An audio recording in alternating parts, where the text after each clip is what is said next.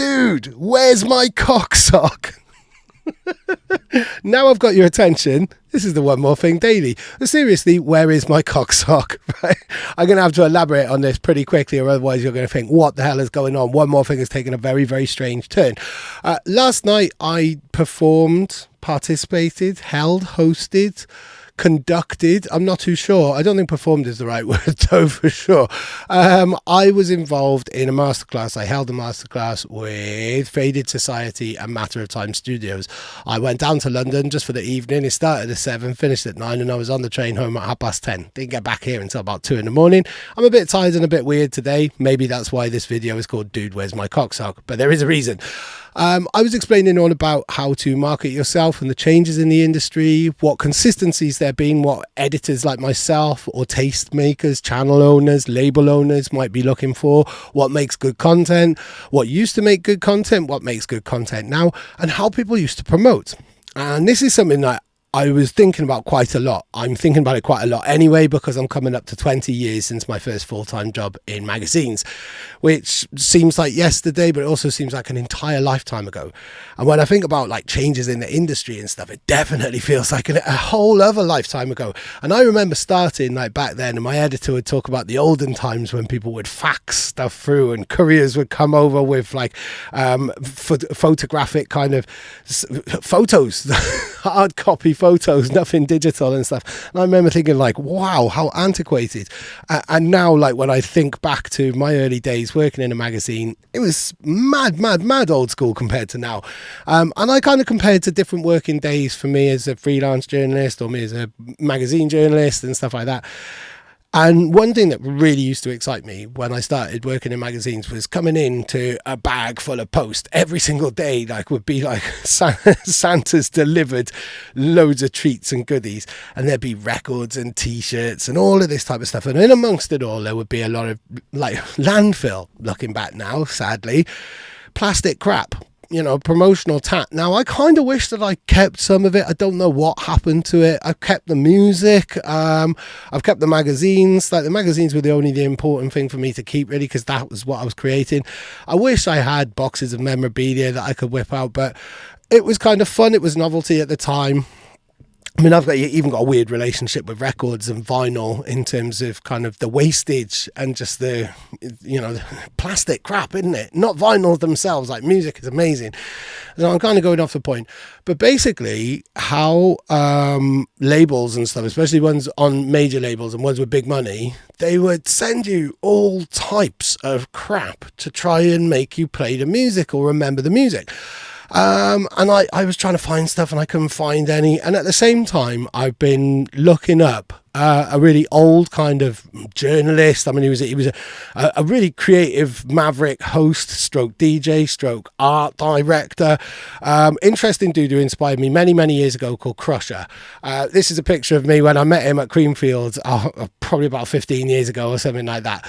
Like, the man is an absolute legend. I hadn't really thought about him much recently, but I thought I'd look him up on Facebook the other day. And it was while I was kind of organising this course as well that I was doing last night. And lo and behold, he's posting a lot of memories, tiny bit boomerish to be perfectly honest. But it's a different generation and this man has stories. This man is an absolute legend. His fingerprints, his DNA are all over heavy metal. His name is Crusher. I can't remember if I've said that or not. And yeah, he's posting about a lot of stuff. And I saw this post, so I'm going to bring it up on the screen now, but I'm going to read it to you. It was all about cocksocks, and he's written this, so this was it long before I started working in magazines. Now this was 1989, so you know, over 10 years before I worked in magazines. In fact, I was barely 10 in 1989, but here we go. Then there was this time in 1989 when the Red Hot Chili Peppers released their 4th album, and I had my own show on a radio station, yada yada yada. Along with a copy of the album, I received the most excellent promo of the Red Hot Chili Peppers cocksock and pen. This was indeed a majestic time when record companies actually bothered to put a bit of fucking thought into promoting the acts. And in return, I happily played the tracks on my show as well as my Rock Night and the Hippodrome. Now, correct me if I'm wrong, but music is good music, and no amount of cocksocks is going to make me play bad music. Now, the Red Hot Chili Peppers album Mother's Milk was wicked. I believe that's the one that had the Stevie Wonder Higher Ground cover on it. I should have looked that up before I filmed this. But promotional crap, like this is when people talk about people cutting corners or people using kind of cheap or cliche tricks and stuff, especially using social media, and maybe kind of artists acting in a way that you wouldn't normally expect them to act in order to get some type of promotion or leverage or attention. It's been happening all of the time. It's just more money and more cruder tactics were involved before, which involved landfill and cocksocks. Like the whole logistics of having, it looks like a sizable sock there. Like, I would be offended if you sent me a cocksock because it would just fall off. Like, this is really, really weird. Like, it made me laugh. It made me think of all of the different kind of ways that labels have always historically gone into promoting things and stuff like that. And I flipped it at the end of my masterclass. I don't want to give too much away. There's loads of interesting hints and tips, and I would like to turn them into videos, and perhaps I will. But these masterclasses are going to continue in the new year, and I would like to be able to entice some of you over to buy a ticket for one of them as well. So I don't want to give too much of it away. But this just landed just at the right time and really made me think about kind of how different the industry was. And I'm glad we don't just like send out so much crap now. I'm glad that there isn't so much money to just mindlessly spill on landfill. Like, it's just landfill. Like, what that a Red Hot Chili Peppers cocksock? What, that might go in like a memorabilia museum? Might be of interest to some fans. I mean, he's still got it in a plastic bag there. Like, that's pretty amazing. Like, great archiving and stuff. But essentially, it's pretty worthless compared to the music, the magic of the music. And in the masterclass, I flip it at the end. So we talk about promo landfill, but I flip it in the modern age of connection upfill. And you don't need to send cocksocks to make an impression. You don't need to send anything. I mean, I remember getting sent like a toy accordion by Get Physical Records because they signed this track by Samim called Heater. In fact, I'm going to play a tiny little clip of it here. Like,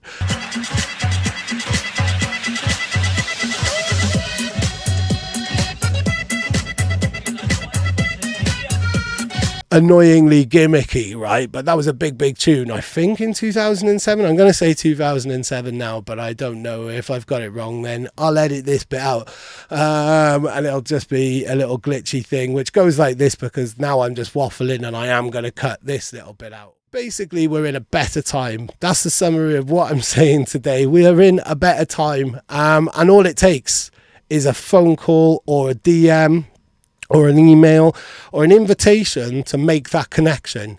I think there are so few of us doing this from the heart and passionately now as journalists or broadcasters. I don't need plastic crap. I don't even need to be put on a plane anywhere. And back in the magazine days, I really did enjoy being put on a plane, but I worry about excessive amounts of carbon footprint and stuff like that. Not to say that I won't travel, just trips involve a little bit of thought, and there's a responsibility, I think, really, as we go into the future. Make a connection. Think about something, target, and I don't just mean me, I mean like any kind of writer. I mean, I could be talking about any of the writers who work for me, or any of the writers who contribute to other sites I've written for previously, or other titles that exist. There are some amazing music journalists out there. I don't know if they'd agree or not, if whether they're watching or not, but make a connection. Email a specific invitation or a letter saying, I really rate you because of this reason and this thing that you put out. This is music that I haven't released yet, or that I'm going to put out in a little while, but I'm sending to you in advance because I trust you with it. I guarantee you're more likely to get a response. I guarantee you're more likely to get a response. There's a huge disclaimer in there. You are far more likely to get a positive response when you make that type of connection. And if that person doesn't get back to you, then try again in a little while, because it could be that they're on a deadline, could be that they're breaking up with someone, could be that any number of things are happening in their lives, or that they're just working 3 or 4 or 5 or 6 or 7 or 8 different jobs all at once in order to pay the bills. I can certainly relate to that one. So yeah, that's it basically. If you see my cocksock anywhere, please send it back. No, don't. I don't want a cocksock. I'm also being in a really reflective mood because of the High Contrast podcast that went live last night at exactly the same time I started my masterclass, actually. And it's been absolutely huge. It's been absolutely humongous. There's been loads of great feedback. Socials are absolutely popping with it. It's had more views than most other videos have within the first 12 hours of it going live. I'm really, really happy. As I said at the time, and as I said in the interview, Lincoln High Contrast is the most consistent person that I've ever interviewed, and every time I connect with him, it makes me very reflective over where I've come from in my career and how far I've come. I actually kicked him off the decks before either of us were really kind of doing lots of bits. He was doing lots of bits. I thought I was Billy Big Bollocks as a hard house DJ and kicked him off the decks in this little party that we were at. I don't really bring it up in interviews anymore. I'm really embarrassed, but that's how far back me and High Contrast go. The interview is amazing. It's absolutely exceptional. If you haven't checked it yet, but you're watching this video, that's a bit weird. Stop watching this, start watching the High Contrast one. And tonight at 7 p.m, it's bonfires night, so get ready for some fire. I'll leave you with a little teaser of that, and I'll be back tomorrow, maybe with more tips about privacy socks. No, it's the only time that I'm ever going to mention cocksock. I promise. Big up. Here's some fire. Fire.